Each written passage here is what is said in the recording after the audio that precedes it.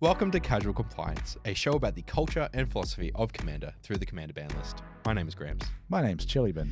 And today we aren't talking about the 2 cards that are left on the ban list that we promised you we'd bring you from Ancestral Recall. They're still coming. They're still coming, but we realized that there's a concept we have yet to speak about. And it's about whether you're anti-anti or pro-anti.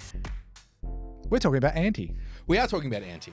Now, you know, our general format is, if you go all the way back to our conspiracy video, our format for stuff like this is we've, play tested it and stuff like that. We could access conspiracy super easily. Well, somewhat easily. We bought a box. The box was expensive. Yes. Ante, a little bit more difficult because people aren't always selling Ante cards. Yeah. And if you watched me on Shivam's podcast, Shivam Likes Magic, I spoke about Ante. Casual Magic with Shivam. Casual Magic, yes, thank you. Yeah. What did I call it? Shivam's Magic? Shivam Likes Magic. There's another one he does with Ben Wheeler called Shivam and Ben? Shivam and Ben Love Magic. Okay. Yeah. Casual Magic with Shivam Butt. Yeah. Is what I was on. Yes. And Shivam and I spoke about both conspiracy and Ante. And now my sliver cube that is almost done is a sliver conspiracy anti-cube. An anti-conspiracy sliver cube. Oh. It's going to be fun. Anyway, so we're talking about Ante today. Do you know how many anti-cards, anti-specific and anti-dependent cards there are? No. I want to say it's low. I want to say it's like less than 100. You would be correct. Okay. There's 9. Oh. There are 9 cards that specifically mention Ante. Yes. There are. Whenever I do any search of anything that talks about Ante, only the 9 cards come up in terms of effects. So what I've got here as well on my Scryfall search, which was recommended to me by Scryfall, is O quotation mark space Ante quotation. Okay. I don't know what that means. So putting the space at the front means you're not going to get anything that starts with a different letter and then has the letters A-N-T-E after that. Which I was having when I was searching by myself. Yeah. That makes sense. And then I remember, because we played the original Strixhaven D&D campaign, there's like the term Banter Mage. Yep. That includes, for example, A-N-T-E. Yeah, okay, yeah, because that was happening to me. Yeah. So there's 9 cards. We have the Amulet of Quaz, which is 6 generic mana. We have, which is... You know what? I am going to bring it up this way because I'm not reading all that text. You can give me the errata text. It says, remove this card from your deck before playing if you're not playing for Ante. Now, majority of the Ante cards say this. Yeah. So if you're not playing for Ante, this card ain't in your deck. Okay. The issue is because these cards are banned and everything, I don't understand the ruling. So it'd be interesting for us to think about. Well, like how Ante works. Well, in more like if I'm playing a 60 card format, and when we're not playing Ante, well, surely that card's just not legal. I'll just have to replace. Surely that card's not legal. Yeah. Anyway, sorry. Amulet of Quaz. Tap sacrifices artifact. Target opponent may ante the top card of their library. If they don't, you flip a coin. If you win the flip, that player loses the game. If you lose the flip, you lose the game. Activate only during your upkeep. Now, the reason I want to use this as an example is this describes basically what Ante is. So that is an example of an Ante card. We'll get into the rest of them. Yeah, because from the little I've seen about it, Ante is not tied to a card as a mechanic. It's like a function of the rules of the game, or was. Yeah, and that's exactly what we're on. So keep that card in your mind. Let's talk Ante. Okay. Rule 407. Okay. Of the comprehensive rules. Wow, you're doing my bit now. Most recent update, yes. So 407.1 says earlier versions of the Magic rules included an anti-rule, A-N-T-E, as a way of playing for keeps. Yes. Quotations. Racing for pink slips. Playing Magic games for Ante is now considered an optional variation on the game, and it's allowed only where it's not forbidden by law or by other rules. Interesting. That is, and playing for Ante is strictly forbidden under Magic the Gathering tournament rules. Yeah. 407.2 says when playing for Ante, each player puts one random card from their deck into the Ante zone after determining which player goes first, but before players draw any cards. Yeah. Cards in the Ante zone may be examined by any player at any time, so you can look at them. At the end of the game, the winner becomes the owner of all of the cards in the Ante zone. Which implies that there is a chance that more than one card will go in. Go back to the Amulet of Quaz. Or multiplayer. Or multiplier, Yeah. exactly. But go back to the Amulet of Quaz. Yeah. If you don't ante a card, we're going to coin flip this game. Yeah. Which is an IDW now. 407.3. No, not if it's on a card. Yeah, true. 407.3. A few cards that have the text remove this card from your deck before playing if you're not playing for ante. These are the only cards that can add or remove cards from the ante zone or change the card's owner. Right. When not playing for ante, players can't include these cards in their decks or sideboards, and these cards can't be brought into the game from outside the game. And then 407.4, which is the last comprehensive rule, to ante an object is to put that object into the ante zone from whichever zone it's currently in. Mm-hmm. The owner of an object is the only player who can ante that object. Right. Now, 407.3 is very interesting because that remove this card from your deck before playing it if you're not playing for ante. Mm-hmm. Being on only cards that affect or add or remove cards from the ante zone is very interesting because it means that the cards that don't affect the ante zone, they could be put in decks where there's no ante. So it'd be very interesting to think of it because that that's way. every card of Magic. Yeah. Otherwise, Yeah. right? Like Exactly. stuff that is still legal today, for example. Yeah. So ante is you shuffle up your decks, you put a random card from your deck. You could just realistically do it from the top. And then you draw your 7 cards. And then you play. Yeah. And then you have your ante zone. Yeah. And then the loser loses their card. Yeah. And the winner wins the card. So And then the way those rules are structured accounts for multiplayer. it counts So- for multiplayer. If you were doing this in a 4-player commander setting, someone is walking away with 4 cards. Now, the last printing of ante was Temerian Fiends, which was in Homelands. Oh, right. Okay. Okay. Yeah. So we have there were ante cards printed in Alpha, Beta, Unlimited, Revised, Antiquities, 4th edition, Ice Age, Arabian Nights, Chronicles, Legends, and then Homelands. Right.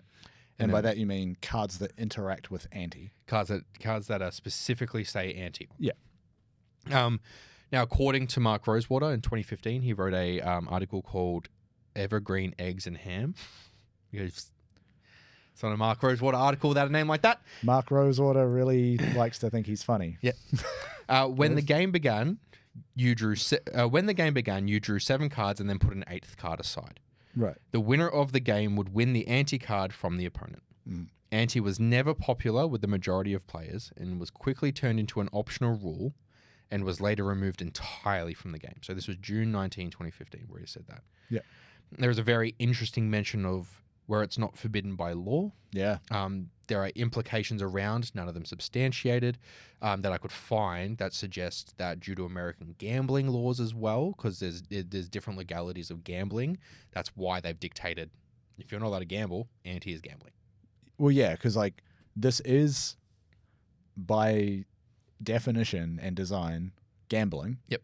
And if you are not doing that in a licensed gambling venue, you're breaking the law. Yep. So let's do a cheeky little montage of me reading all the ante cards. Are you actually going to read through all 9? I mean, it's worth it, honestly, to Okay. see what they all do, Yeah, I sure. think. So, yeah, I've read Amulet of Quaz. We'll stick with that. Rewind the video. We've got Bronze Tablet, which is 6 generic again. It's Okay. another artifact, so we've got 2 artifacts. Yeah. Remove this card from your deck before playing if you're not playing for ante. This artifact enters tapped. And then it says 4, tap, exile this artifact and target non-token permanent and opponent controls. That player may pay 10 life. If they do, put this card into its owner's graveyard. Otherwise, that player owns this card and you own exiled, the other exiled card. Oh, wow. So, hey, I own... So regardless of the outcome of the game, you are taking their card and home. I'm giving you the Bronze Tablet. You are taking their card home. Yep. That's crazy. If using a copy of the tablet, you must trade the copy card to your opponent just like you would have traded the tablet. You can't choose to pay 10 life if you have less than 10 life. We know that. You can take control of your opponent's tablet in the trade. You only have to give them back their tablet. Oh my god. If the card being targeted by the bronze tablet is removed before tablet takes effect, then the tablet ability doesn't resolve and it remains tapped. If the tablet is not still on the battlefield when the ability resolves, it is not exiled. The other player still has their choice to pay 10 life and you still become the owner of their card if they choose not to do so. What a mess. That sucks. Yep. The one that most people know, Contract from Below. Oh yeah, One I've black heard of this. for a sorcery. Discard your current hand and draw 8 new cards, adding the first drawn, so the first card you pick up, to your ante. Remove this card from your deck before playing if you are not paying for ante. Yep. We know that. Dark Pact, 3 black. So Okay. Dark Ritual into Dark Pact. Pretty simple. Sure. Remove this card. You own target card in the ante. Exchange that card with the top card of your library. So like, I like, oh, hey, say we're playing Commander. Yeah. With ante. Uh-huh. And you ante up a Step and Complete foil Sheoldred the Apocalypse with the alternate art Uh-huh. that I currently have unsleeved in Nekuzar. Yeah. And you're like, I want that. You just Dark Ritual, Dark Pact, Sheoldred. I scoop. You senseis to put a basic land on the top of your library. Swap. Profit. Here is my Stonks. Here's my planes. We've got Demonic Attorney. Oh. Okay. If opponent doesn't concede the game immediately. Sorry, can you read the updated text? No, I want to read this one. But I will. Okay. I will. I promise. I'll read it right after. If There's opponent, no way a card's written that way. if opponent doesn't concede the game immediately, each player must ante an additional card from the top of his or her library, Oh my god. and then remove this card from your deck. Yeah. The official text now says remove this card from your deck. Each player antes the top card of their library, because don't forget, conceding is a free action. Well, also, you can't force people to concede. You can't use concession. Hey, if you play that and make me ante another card, you're forcing me to concede. Yeah, conceding is not a thing you can interact with. I really like this one. Uh-huh. Jeweled Bird, Uh-huh. another artifact. Uh-huh. It's 1 generic mana. Remove it. Yep. Tap, ante this artifact. If you do, put all other cards you own from the ante into your graveyard, then draw a card. Ooh. So if someone's made you ante a bunch of cards, then you can tap this, put that in your ante, and put the rest in your graveyard. Interesting. Yep. I quite like that. Yeah. That was in Chronicles. 3 left. We have Rebirth, which is 3 generic, 3 green. Wow. So very expensive green. Each player may ante the top card of their library. If a player does, that player's life total becomes 20. Oh. So Sure. very expensive. Go back up to your life, and you're fine. This one says a lot. This is Tempest Ifrit. Uh-huh. The freak. Yep. Tempest Feet. 1 and 3 red for a creature. Uh-huh. Tap, sack this creature. Target opponent may pay 10 life, so that again. If that player doesn't, they reveal a card at random from their hand. Exchange ownership of the revealed card and Tempest Ifrit. Oh. Put the revealed card into your hand and Tempest from anywhere into that player's graveyard. This change in ownership is permanent. Yeah. That's what it says. Yeah. And the final one, which is the last one printed, Timerian Fiends. 1 black for a 1/1 that says black, sacrifice this creature. The owner of target artifact may ante the top card of their library. If that player doesn't, exchange ownership of that artifact and Timerian Fiends. Put the artifact card into your graveyard and Timerian Fiends from anywhere into that player's graveyard. The change in ownership is permanent. What are your thoughts? Well, I mean, how deep do you want me to go? There's an interesting theme that I've picked up among these. What themes have you picked up? I mean, the change in ownership stuff is wild. There's a lot of trading that was occurring there. But like, not all of them say that. Not all of them interact with ownership of cards. No. But it is interesting to me that like that's how Ante works, and then some of these are like, yeah, but do it more. Yeah. Like, obviously this sucks to be. I just want to sit down and play cards with my friends. I don't want you to take my stuff home. Yeah, don't take my card from me. Right? Yeah. And that's why in a cube it's really good because it's a shadow draft. All of those cards go back to me anyway. Yeah, so it's a very interesting, fun little thing. Yeah, like I could see a world where like you buy, let's say you manage to track down a box from a time where from a set where they printed cards that interact with Ante, and you do a shadow draft, An anti-draft. and actually play with Ante, and like then it kind of maybe messes up the pool a little bit as people are like playing through the games. that could be fun. But again, that's in a closed environment, in like basically playing Magic as it was at the time, right? I'm glad this is banned. This sucks. Are you kidding me? I'll be honest. I wonder if there's a way to like infinite combo. Oh, probably. way to Like infinite a bunch of combo these artifacts, you can fucking just infinite combo their deck. like. There's so many ways to like create infinite copies of artifacts. You could just take someone's deck home. I own your deck. You own 60 bronze tablets. Well, yeah, because like them being copies of it doesn't matter. Yeah. You're swapping them copies. Yeah. Now, the perennial question of this show. I don't even know if that's the right use of the word perennial. The perineum question It's not that. of this show. It's not that. Why is this banning? So, it was banned in competitive 60 card formats. You've got more cards in a deck. The decks are sometimes fairly expensive. Some of the individual card prices get crazy. But beyond that, like putting aside cost of cards, and it's shown up in, I think, 1 or 2 ban reasons for cards on the list. People building a deck is this expression of self, and a lot of time and energy is put into the decision-making process, and as a result, there's a lot of attachment to the deck at the end of it, right? And sometimes to every single card that goes into it, like especially like with some of the monocolor decks I've done, a thing I like to do is use full art lands, but every one of them is different. And that's just because like I've accumulated a bunch of them over time, and that's what I want to do for like the one monocolor deck I have of each color, right? So like even down to basic lands, I'm putting a lot of consideration into specific printings sometimes, right? Yeah, so my bronze tablet doesn't really fit into that. No, and even less so does the idea that all 100 of those cards are not coming home with me from the game night, right?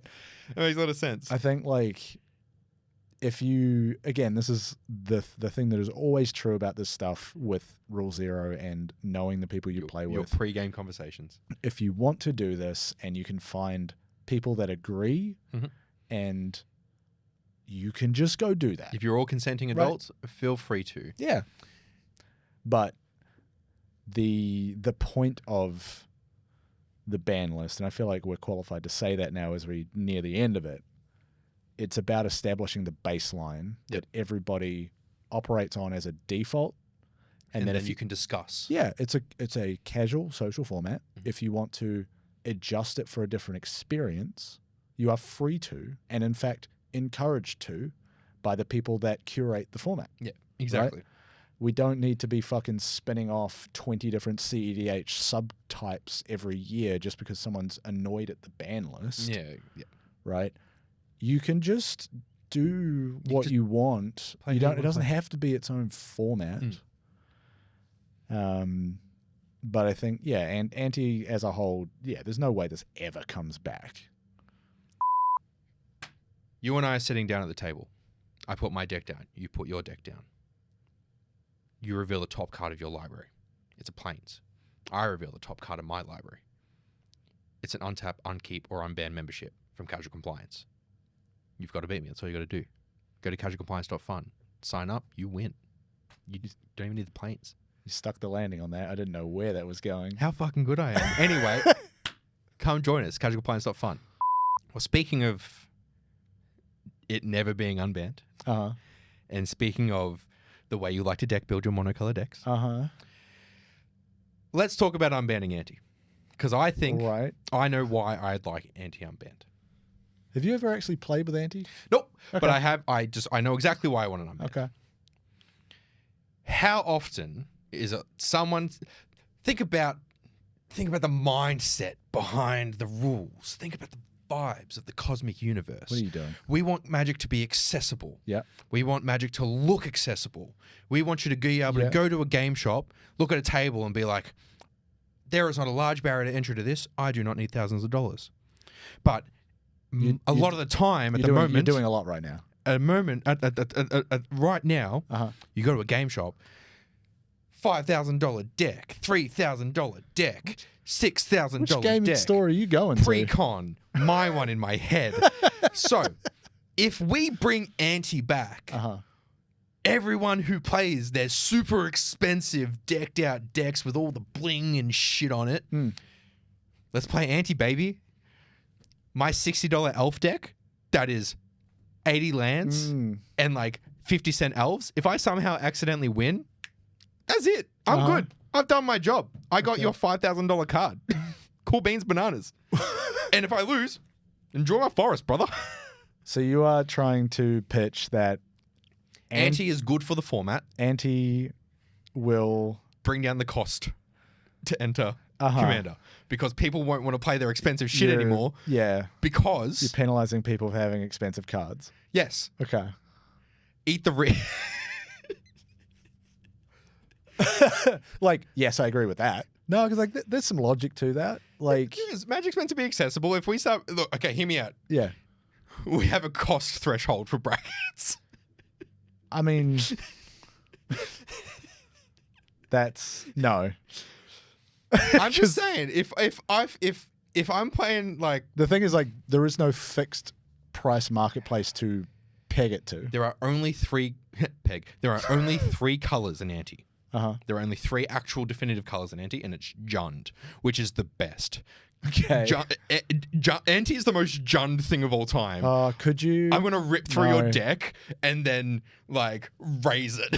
Based on that, what the idea I now have in my head that would take a lot of time to probably figure out a Jund commander deck. Your look. There's no Ante cards in it. We're not playing with Ante, but how close can you get with like control stealing effects, all that sort of stuff? How close can you get to the feeling of losing your cards? Very. Okay. Very. I like. There's a lot of like black. There's the black demons that like steal your opponent's cards. And stuff like that. Yeah. So like, I think you get very close. Yeah. Ante at home. Ante at home, right?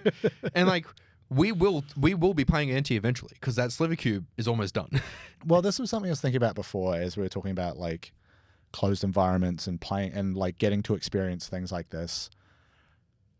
You ever seen people who do like boxing leagues? Yes. Commander boxing leagues where people are buying boxes at a time, draft and building a commander deck out of that box by themselves. Yep. It's a very expensive way to play commander, but there are people who do that with a consistent group of friends and they do it, say, once every few months, whatever it is, right?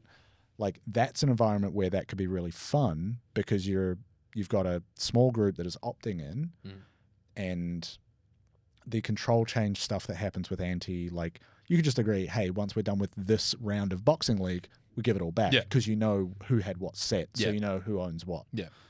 So there could be an environment like that where you are fine with it, especially if you're doing it in a, say, a draft environment or something like that, where you're playing multiple games against different opponents within the group. Because then you've got a chance for like playing against someone who's stolen something from someone else. It's like, oh, now I can have it, and you get to see how far they go around. I think the trading cards, the ones that are the bronze tablet, the demonic attorney. Oh, there's ones where you're interacting with what's Efreet and the Temerian fiends. I think the trading cards are a little bit more fair.